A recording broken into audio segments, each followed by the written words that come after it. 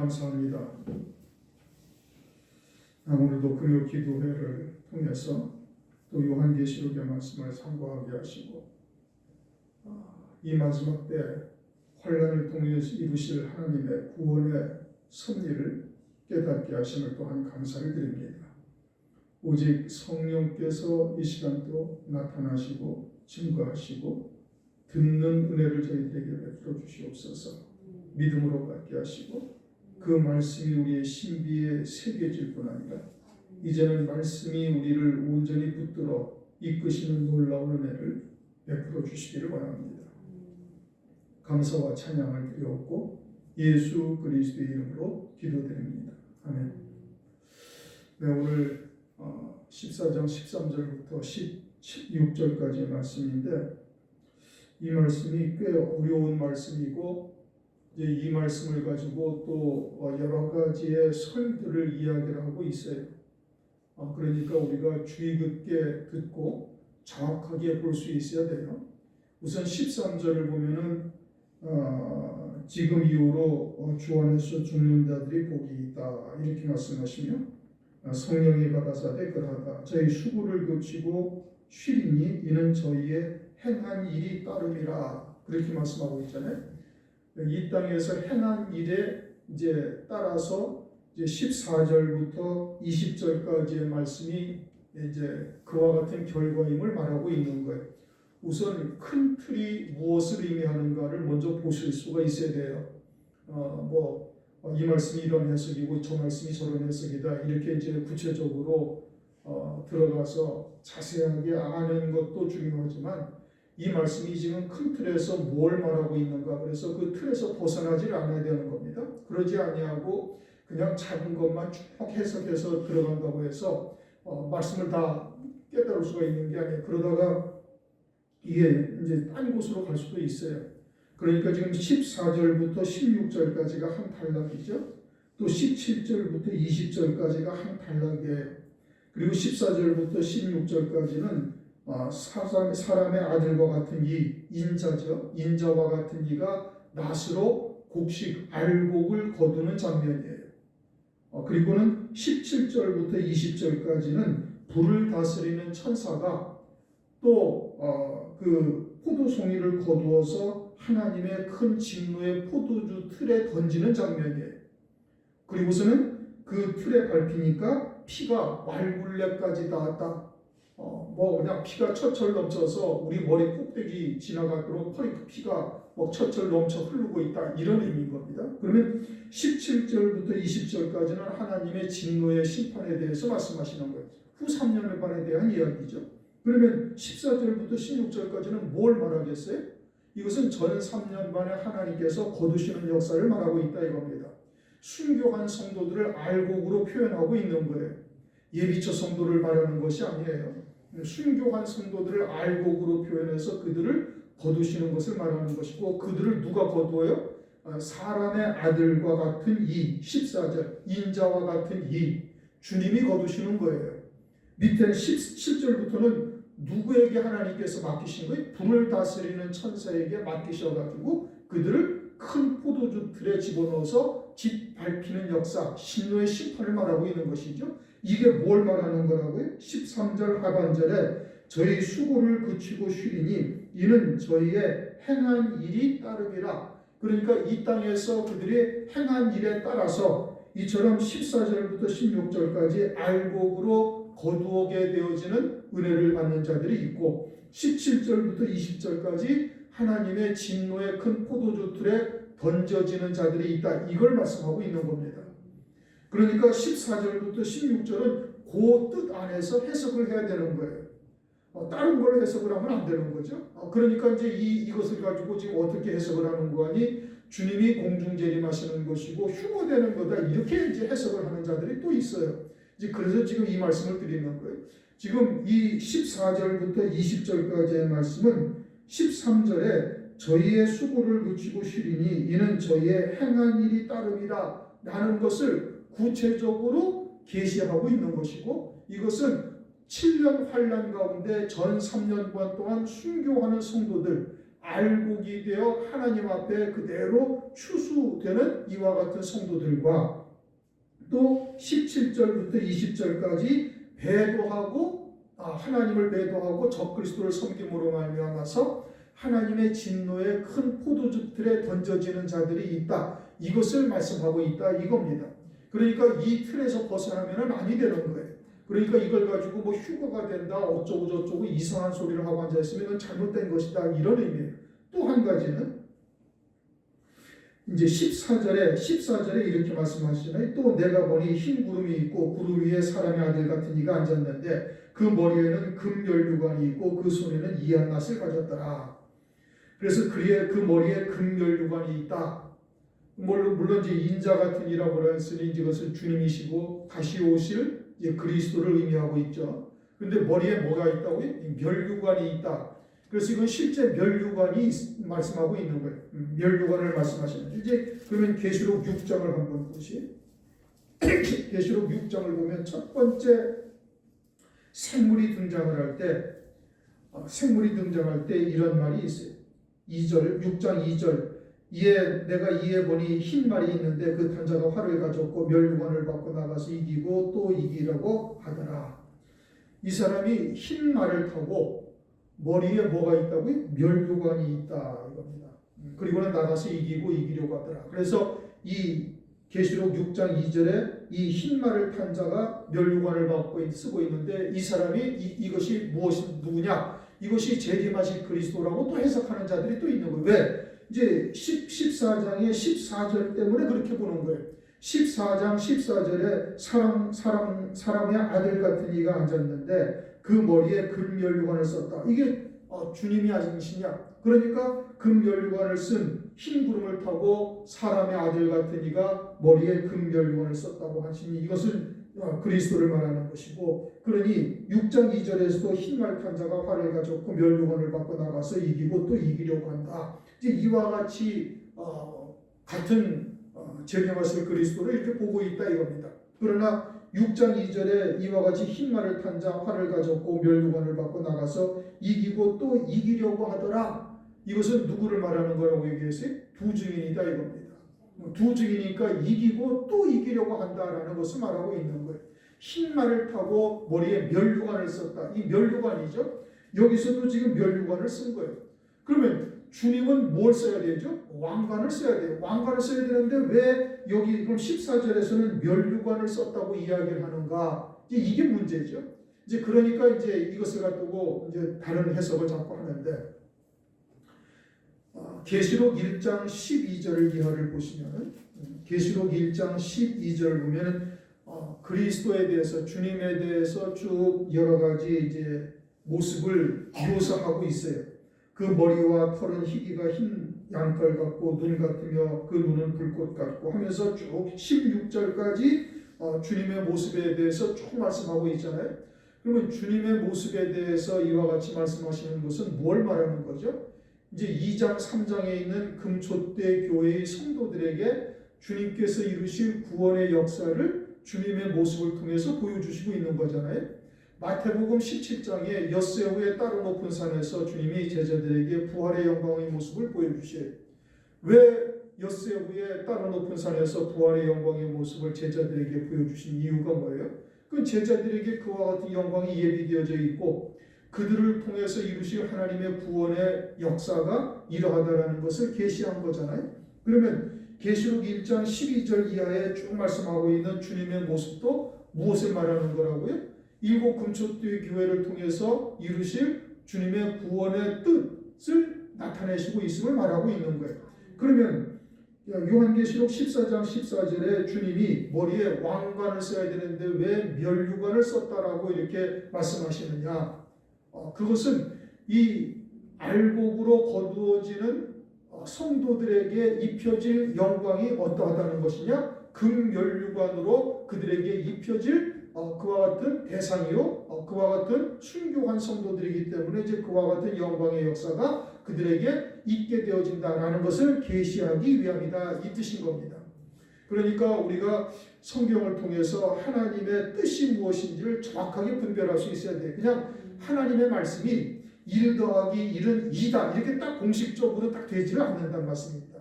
성령께서 하나님의 말씀을 기록해 놓으시고 그 기록해 놓으신 하나님의 뜻을 성령으로 말미암아 하나님의 말씀에 의해서 깨닫게 하시는 거예요. 그래서 하나님의 정확한 뜻이 무엇인지를 알아야 되는 것이고, 이제 조금 전에 말씀드린 것처럼 우선 14절부터 20절까지의 말씀의 큰 틀이 무엇을 말하는 것이냐, 14절부터 16절까지는 알곡으로 거두어지는 성도들, 그들에게 하나님께서 금멸류관의 영광을 입혀주시는 것을 의미하고 있고, 17절부터 20절까지는 하나님의 진노의 심판에 떨어지는 하나님의 백성들을 말하고 있는 것이다. 그래서 13절 끝부분에 저희의 행한 일이 따름이다. 그들이 이 땅에서 신앙생활을 한 결과 이와 같은 역사가 환난 가운데 나타났다라는 것을 말씀하고 있다 이겁니다. 이게 전 3년반에 이처럼 순교 성도들이 알곡으로 추수되는 것과 후 3년반에 하나님의 진노의 심판에 떨어지는 자들을 계시하고 있다. 이제 우선 큰 틀을 그걸 딱 먼저 알고 정확하게 깨닫고 있어야 이제 이 말씀을 이제 바르게 해석해 나갈 수가 있고, 또 이제 여러 가지 이제 뭐 이단이나 사설들이 등장을 해서 미혹하는 역사에 흔들리지 않게 되어진다. 이것을 지금 말씀드리고 있는 겁니다. 이 13절, 그러면 내가 들으니 하늘에서 음성이 나서 가로되 기록하라, 자금 이후로 주 안에서 죽는 자들이 복이 있다. 이 말씀이 이제 장례식에 가면은 이런 말씀을 가지고 이야기를 하는데, 예수 안에서 죽는 자들이 복이 있다. 이제 천국에 가니까 그러다. 그런 것을 말씀하시는 겁니까? 여기서 요한계시록에서의 복은 뭘 말하는 거냐? 요한계시록의 결론이 뭐죠? 첫째 부활 어린 양이 아니에요. 그들은 환난 가운데 순교를 통해서 그와 같은 영광에 이르게 되어지는 자들이 성도들이 있음을 말하고 있잖아요. 계시록 1장 3절에도 보면은 그렇게 말씀하시, 이 예언의 말씀을 읽는 자와 듣는 자들과 그 가운데 기록한 것을 지키는 자들이 복이 있나니 때가 가까우니라. 여기서 그럼 복이라는 것이 뭘 말하는 것이죠? 이 예언의 말씀을 읽는 자와 듣는 자들과 지키는 자들은 어떻게 돼요? 환난 가운데 순교하는 거죠. 환난 가운데 순교를 해서 그 결과가 첫째 부활의 영광을 입는 거예요. 그렇게 되어지니까 그들에게 복이 있다라는 것이죠. 그러므로 요한계시록에서의 복이라는 개념은 그저 세상에서의 그런 복이라는 개념은 더더욱 아니고, 또 하늘나라에서 영생의 열매 맺는 복이다, 그것도 아니고, 더 구체적으로 뭐예요? 어린 양이 안에 그리스도의 신부로 세워지는 복을 말하고 있다 이겁니다. 그러면 자금 이후, 지금 이후라는 뜻인데, 지금 이후라는 것이 그러면 언제부터를 말하는 것이냐? 예수님이 부활 승천하신 이후부터 말하는 것이냐? 아니면 요한계시록이 쓰여진 이후냐? 그것이 아니라 요한계시록이 펴놓인 책이 되어져서 그 이루실 구원의 뜻을 깨닫게 하신 이후, 그러니까 요한계시록의 말씀을 듣고 그 말씀을 통해서 이루실 구원의 뜻을 깨닫고 난 이후에 그것을 믿음으로 받은 자들이죠. 1장 3절에서 읽는 자와 듣는 자들과 지키는 자들이 복이 있는 것인데, 그러니까 이와 같은 말씀을 읽는 자가 있고 듣는 자들과 지키는 자들이 있어서 그들이 받는 복에 대해서 말씀하고 있는 거예요. 그 복은 어떤 복이? 순교를 통해 첫째 부활의 영광에 이르게 되어지는 자들을 말하는 거예요. 다른 복이 있을 수가 없어요. 이제 다르게 해석할 수가 없는 거예요. 이제 자금 이후로 죽는 자들이 복이 있다. 주 안에서 죽는 자들이. 주 안에서 죽는 자들은 이제 그리스도의 것, 그리스도인이 되어져서 죽는 것을 말하는 거예요. 온전한 그리스도인은 뭘 말하느냐? 그건 그리스도께서 걸어가신 그 길을 그대로 뒤쫓아가는 것이 그리스도인이에요. 주 안에서 죽는 자는 그것을 의미하는 것이고, 그것은 당연히 환난날에 예수의 증거와 하나님의 말씀을 인하여 목배임 받는 자들이고, 그들이 이제 첫째 부활의 영광을 입으니 복이 있다, 이런 의미죠. 그러면서 성령이 가라사대 그러다 저희의 수고를 그치고 쉰다. 수고라는 것은 뭔 수고예요? 믿음의 수고를 한 겁니다. 하나님의 약속의 말씀을 믿음으로 온갖 핍박과 환난을 이기는 믿음의 수고를 한 거예요.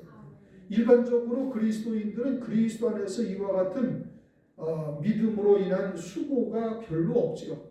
그러나 그리스도 예수 안에서 경건하게 살고자 하는 자는 핍박을 받으리라. 디모데후서 3장 12절에 말씀하고 있잖아요. 더더군다나 환난 날에는 경건한 자는 어떻게 되는 거예요? 반드시 핍박을 당하고 결국은 죽임당하게 되어져 있는 거예요. 주 안에 있는 자들 반드시 순교를 통해서 이와 같이 죽임당할 수밖에 없게 되어지는 것이죠.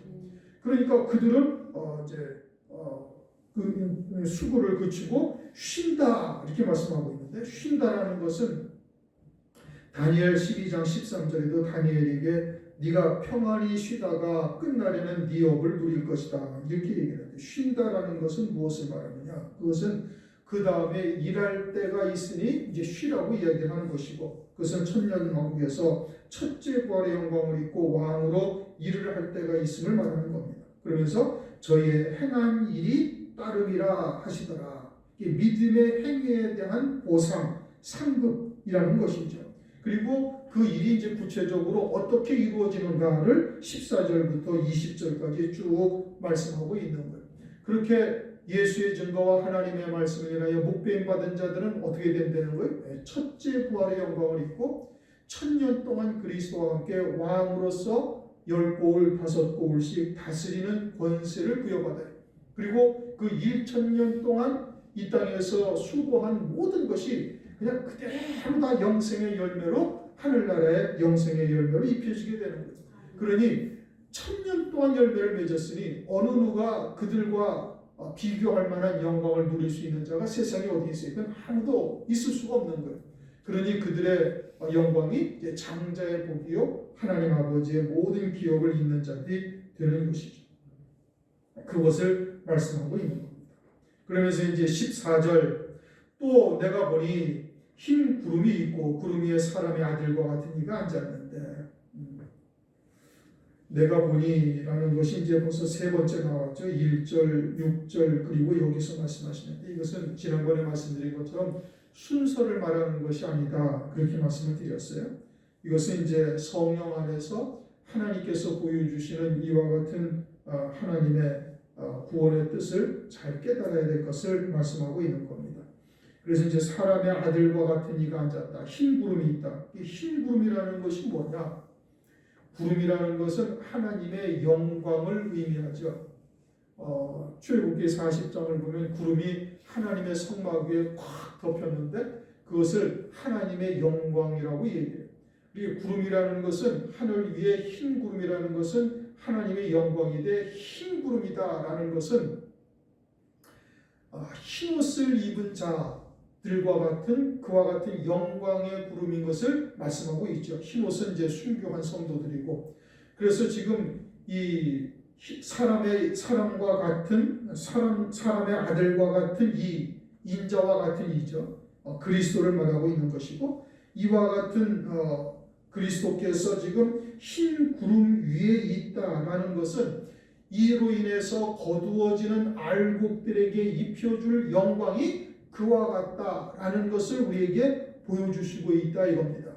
그러니 성경에 기록된 말씀이 허투루 그냥 우연찮게 기록되어져 있는 것이 아니라 이것이 우리의 구원과 직결되어져 있는 것이고, 이 사람의 아들과 같은 이가 구름 위에 앉았고, 그분이 어떻게 한다고요? 이한낫으로 이제 땅에서 베어지는 역사를 행하시고, 그리고 그것이 알곡을 거두는 역사라고 이제 그 뒤에 말씀하고 있잖아요.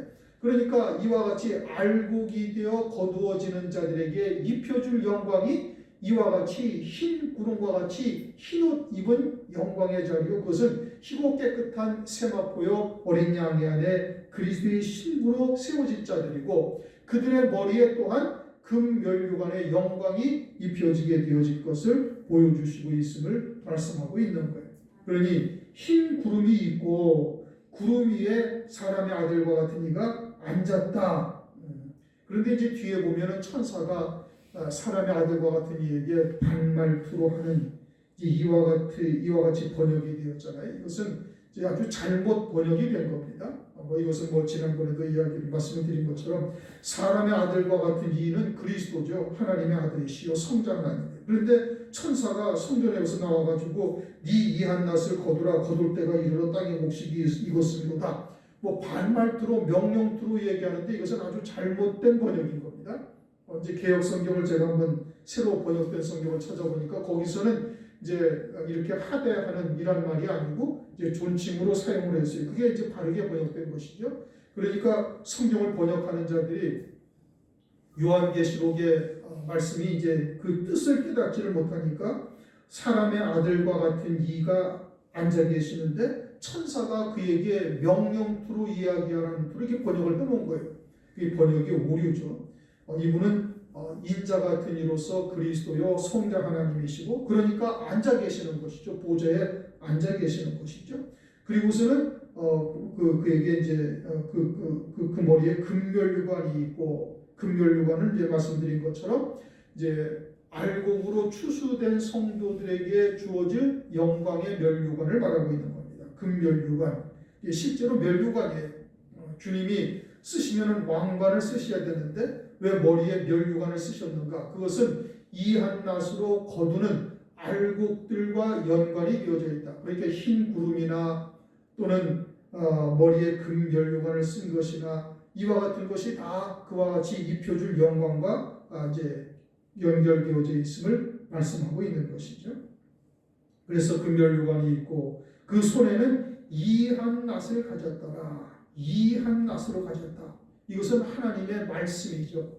하나님의 말씀인데 어떠한 말씀이냐? 그것은 첫째 부활의 영광의 복음이에요. 계시록 14장 6절에서 말씀하신 영원한 복음을 천사들이 가졌잖아요. 그러니까 천사들을 통해서 이 천사들은 두 증인이요 말세의 환난 날에 사역할 종들을 의미하고 있는 것인데 그들에게 주어진 말씀이 뭐예요? 그들에게 주어진 말씀이 영원한 복음이고 이 영원한 복음의 결론은 첫째 부활의 영광의 복음을 말하고 있는 거예요.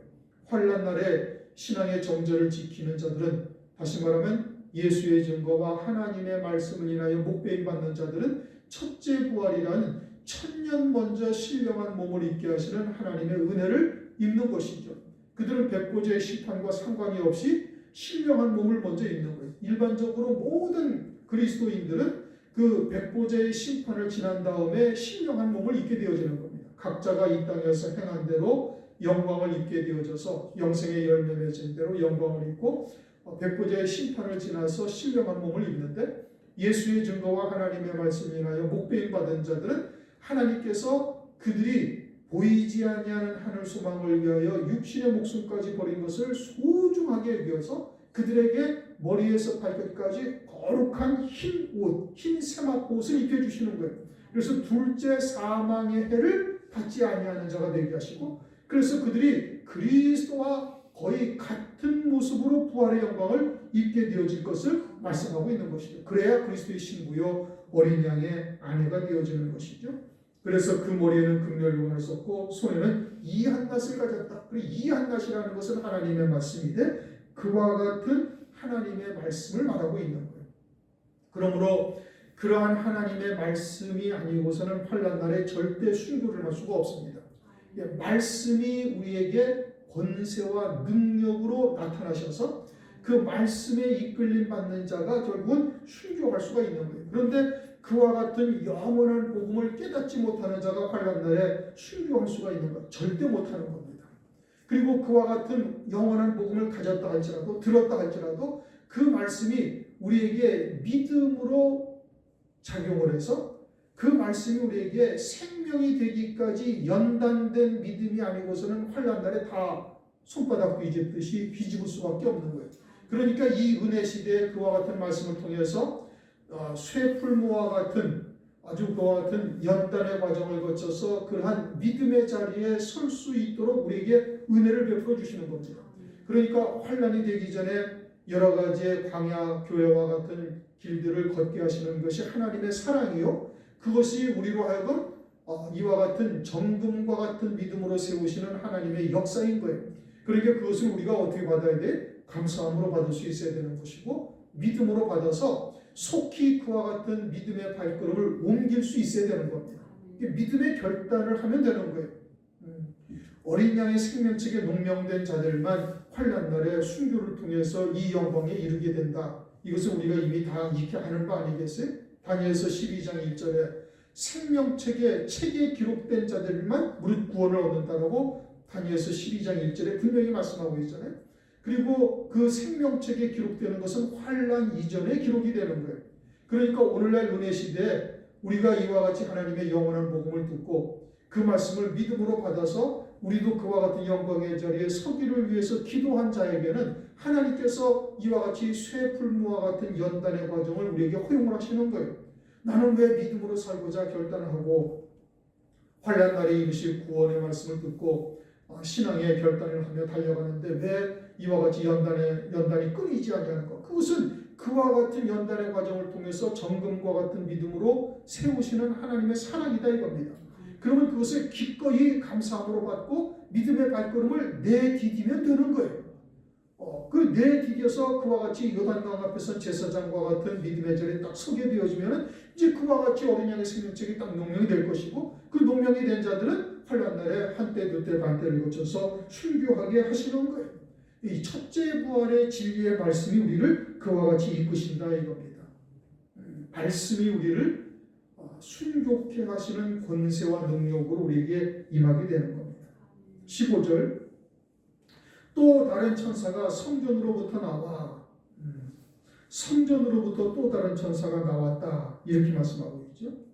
17절을 보시면 또 다른 천사가 하늘에 있는 성전에서 나오는데 17절에는 같은 성전인데 거기는 어떤 성전이라고요? 하늘에 있는 성전에 하늘에 있는 성전에서 나오는 천사는 실제 천사에 보이지 아니하는 실제 천사인 것이고 여기서 15절에서 나오는 말씀하시는 천사는 성전 신령 성전에서 나오는 천사인 것이고 이것은 두 증인과 같이 환난 날에 사역하는 종들을 말하는 거예요.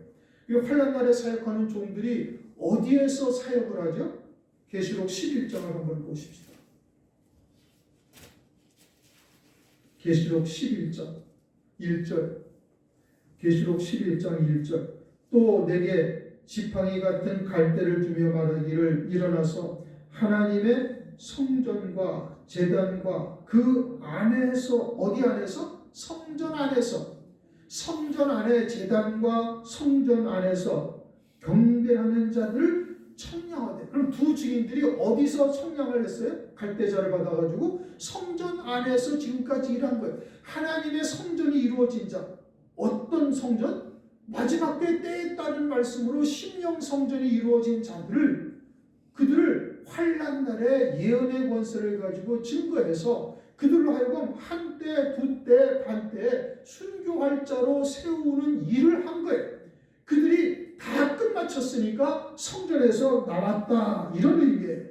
무슨 뜻인지 이해가 되셨어요? 15절 또 다른 천사가 성전으로부터 나왔다. 이 성전이 하늘에 있는 성전이냐 어떤 성전이냐를 지금 다시 이제 구별해서 17절과 비교해서 말씀드린 것이고 17절에 하늘에 있는 성전에서부터 나온 천사는 어떤 천사? 그건 실제 보이지 아니하는 천사를 말하는 것이고 그러면 15절의 천사는 누구를 말하는 거냐? 이것은 16절부터 쭉 말씀하시는 두 증인을 의미하고 있다 이 뜻인 겁니다.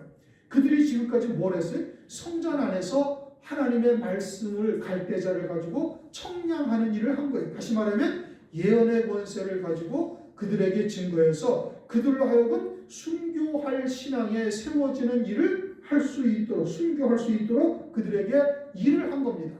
그래서 순교할 성도들로 세워진 거예요. 세워졌으니 이제 어떻게 하는 거예요? 하나님 앞에 이제 그리스도께서 거두실 것을 이제 말씀하고 있는 것이죠.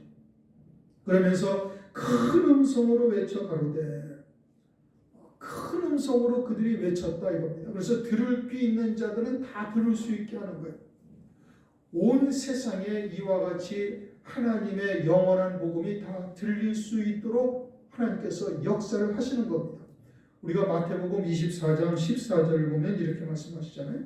이 천국 복음이 모든 민족에게 증거되기 위하여 온 세상에 전파됐다라고 말씀하고 있는데 모든 민족이라는 것이 세상에 있는 모든 민족을 말하는 것이 아니라 환난 날에 이 말세에 은혜를 입기로 예비된 자들에게는 모든 민족에게 이와 같은 말씀이 증거된다 이겁니다.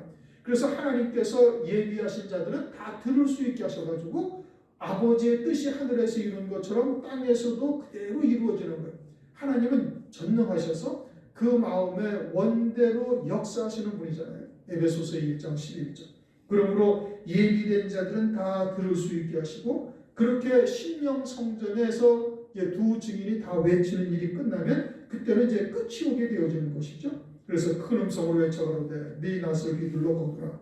이제 주여 낫을 대어 곡식을 거두소서, 이렇게 번역이 되어야 옳은 겁니다. 그래서 거두는 일은 누가 하시는 거예요? 주님이 하시는 거예요. 진노의 심판의 틀에 던지는 것은 누가 하는 거예요? 불을 맡은 천사들이 하는 것이고, 알곡을 거두는 일은 주님이 하신단 말이에요. 다니엘서 12장 5절 6절을 보면 강물 위에 세마포 입은 분이 강 저편에 있는 자들과 그들을 강물 위에 계신 분께서 건너게 하시는 거예요. 순교의 강을 건너게 하시는 분은 주님이 하신다 이겁니다. 다른 말로 하면 하나님의 말씀에 의하여 순교하게 하시는 거예요. 말씀이 주님이시고 말씀이 권세와 능력이 있어서 그 말씀을 믿는 믿음으로 사는 자들에게 말씀이 역사하는 겁니다. 그래서 거둘 때가 이르러 땅의 곡식이 다 익었으므로다. 거둘 때가 이르렀다. 거둘 때가 이르렀다. 이제 환난의 때도 하나님께서 우리에게 말씀을 통해서 그 표징을 말씀을 해주셨잖아요. 사도행전 1장 7절을 보면 때와 기한이 있다. 사도행전 1장을 보면 주님이 이제 마지막으로 승천하시는 장면이 1장에 기록되어져 있어요. 그러면서 하시는 말씀이면 때와 기한은 아버지의 권한 안에 있다 말씀하시면서 때와 기한이 있다. 기한이라는 것은 넓은 의미에서의 어떤 그 범위를 말하는 것이고, 때라는 것은 정확한 시점을 말하는 것이죠. 그리고는 마태복음 24장에 와서 그 기한이라는 것이 이제 사흘 되던 날 갈릴리 가나의 혼인잔치와 같은 것이 이제 기한에 해당되는 거예요. 하루가 1000년 같고 1000년이 하루 같다. 또 누가복음 23장 13절에서 말씀하시기를 오늘과 내일은 내가 귀신을 쫓아내고 병을 낫게 하다가 제3일에는 완전하여 지리라. 그러니까 주의 초림으로부터 사흘째 되던 날 혼인잔치가 있는 것이고 그리스도의 나라가 이루어질 것을 말씀하고 있는 것이고, 그것은 기한에 해당되는 것이고, 때라는 것은 무화과 나무의 비유로 정확한 때를 우리에게 계시하고 있는 겁니다. 그러니까 기한, 사흘 되던 날은 이미 들어섰죠. 2023년이니까 이미 들어서 24년이니까. 거기에다가 때라는 것은 무화과 나무의 비유를 통해서 이미 우리가 이제 지난번에도 알고 있듯이 이스라엘과 하마스의 전쟁을 통해서 이 세대가 지나기 전에 이 일이 반드시 이루리라 하신 이 세대, 즉 무화과 나무의 잎이 나기 시작한 때로부터의 한 세대, 즉 70년 내지 80년인데 75년이 지났다는 것을 이스라엘과 하마스의 전쟁을 통해서 온 세상에 다 공포를 하신 거예요. 누가? 하나님께서. 그래서 모든 교회가 누구나 다 알 수 있게 되어진 거예요. 그러면은 이제 하나님의 표적을 우리에게 보여주셨으니 어떻게 해야 되는 거예요? 이제 속히 어린 양의 생명책에 농명될 것을 위해서 전심전력 달려가야 되는 거예요. 그러니 이와 같이 거둘 때라는 것은 하나님께서 이 무화과 나무의 표징으로 우리에게 정확하게 말씀하시고 있다. 그렇게 해서 이제 어린 양의 생명책에 농명된 자의 숫자가 다 채워지면 때가 다 된 거예요. 그러면은 곡식이 다 익었다 이겁니다. 어린 양의 생명책에 그 숫자가 다 채워지면 곡식이 다 익은 것이고, 그렇게 되어지면 어떻게 되는 거예요? 한 때, 두 때, 반 때를 통해서 거두시는 역사를 이루어 가시는 거예요. 무엇으로? 환난을 통해서. 적그리스도의 환난을 통해서. 그러니까 환난이 이제 우리 땅에, 이 땅에 이루어질 수 있는 모든 여건과 환경은 이미 다 조성되어져 있음을 우리가 이미 알고 있는 것이잖아요. 짐승표라든지 여러분들도 보시다시피 기후 위기, 지진, 지진이 그냥 한 달 사이로 또는 몇 주 사이로 계속 지진 같은 것이 일어나고 있잖아요. 이렇게 큰 지진들이 과거에는 별로 없었단 말이죠. 그런데 이제는 그저 한 달, 두 달 또는 몇 주 사이에 계속 연거푸 일어나고 있는 거는 우리에게 경각심을 갖게 하시는 거죠. 기후 위기, 안 보아도 알 수 있는 일이고 이와 같이 때가 다 되어져 가고 있으면 우리가 정확하게 인식을 하고 있어야 되는 겁니다. 익었다, 또 한마디는 또 한 가지 익었다라는 것은 어린 양의 생명책에 기록이 농명이 되어 있다 이 뜻인 겁니다. 거기까지는 우리가 여러 가지의 과정을 겪어야 되는 거예요. 불같은 믿음의 시련, 또 여러 가지의 연단의 과정들을 거쳐서 어린 양의 안에 그리스도의 신부로 믿음으로 딱 세워져 있어야 되는 겁니다. 16절 구름 위에 앉은 이가 낯을 휘두르매 곡식이 거두어지니라. 환란이죠. 전 3년반이죠. 한때 두때 반때에 이제 거두시는 역사를 의미하고 있는 겁니다. 어린 양의 생명책에 농명된 자들을 이제 한때 두때 반때를 통해서 순교케 하셔가지고 거두시는 거예요. 그들의 알곡이다 이겁니다. 참된 알곡이죠. 적그리스도의 환란을 두신 이유는 이와 같이 어린 양의 아내로 세우실 자들을 위해서 순교를 통해 그들을 세우시기 위해서 적그리스도의 환란을 두시고 그들에게 하나님의 뜻을 이룰 때까지 그들에게 권세를 하나님께서 허용하신 거예요.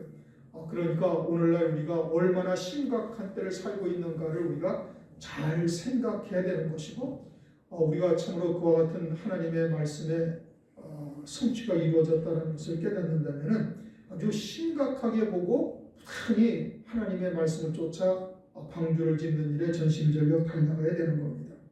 그러나 여유롭다라고 생각하다가는 장차 큰 이제 당황한 일이 벌어지죠. 누가복음 21장에 덫과 같이 맞이하는 방탕함과 술 취함과 생활의 염려로 인하여 덫과 같이 맞이하는 자가 될 수도 있음을 우리에게 경고하고 계시는 것이죠. 그러므로 우리가 이 마지막 때 알곡이 되어지는 온전한 알곡이 되어지는 일에 전심전력 할 수 있도록 하나님의 은혜가 임하시기를 주님의 이름으로 축원합니다.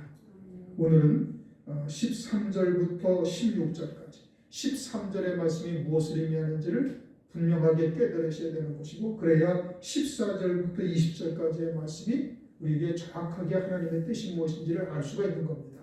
14절부터 16절까지는 알곡을 거두는 역사요. 한때 두때 반때 순교를 통해서 어린 양의 아내로 세우시는 역사를 말씀하고 있는 거예요. 그것이 행한 일의 따름인 것이다. 우리가 신앙생활의 결과를 말하는 것이고 17절부터는 하나님의 진노의 심판에 던져질 자들을 이제 후 3년반 거두시는 역사를 말씀하고 있다. 기도하시겠습니다. 하나님 아버지 감사합니다. 오늘 요한계시록 14장 13절 이하의 말씀을 통해서 지금 이후로 죽는 자, 주 안에서 죽는 자들의 복이 있다. 그 참된 복이 무엇인지 이것이 어떠한 복을 말씀하시는 것을 깨닫게 하시고 또 저희들의 행한 일에 따름이라 하면서 14절부터 20절까지의 말씀이 전 3년반과 후 3년반 전 3년반의 한때 두때 반때를 거쳐 알곡을 거두시는 역사와 후 3년반 진노의 심판에 던져지는 자들에 대해서 말씀하고 있음을 깨닫게 하심을 감사해 드립니다. 여러 가지의 미혹들의 역사가 있어오나 우리가 하나님의 말씀을 정확하게 보고 바르게 깨닫고 또 믿음으로 하나 되어져서 이제는 발걸음을 내디디며 속히 어린 양의 생명책에 그 이름이 다 기록되는 놀라운 은혜를 허락하여 주시옵소서. 예수 그리스도의 이름으로 감사하며 기도드립니다.